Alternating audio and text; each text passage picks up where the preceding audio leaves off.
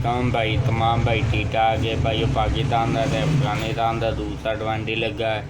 तो पाकिस्तान ने पहले बैटिंग करते हैं 130 स्कोर बनाया, उनके 6 स्कोर 6 खिलाड़ी आउट हुए। मातू वसीम ने अच्छी बैटिंग की है, उस तो बाद शहजाद खान ने अच्छी बैटिंग की है, लेकिन इन्होंने यहाँ तो विकेट बहुत गंदा है, इन्हें गेंदा बहुत यूज की, यहाँ तो पाकिस्तानी प्लेयरों खेडना भुल गया। तो दो जो एक काम तो है मेरे ख्याल से विकेट बहुत गंदा है।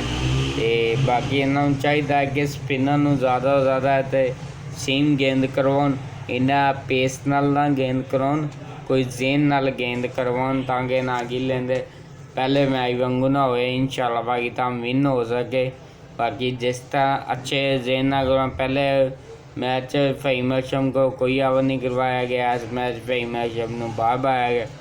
चलो नवाज नूं कढ़वाया, अच्छी गल है, स्पिन अच्छी कर लेंदा है। बाकी अच्छी गेंद करेंगे तो जीतेंगे इंशाल्लाह।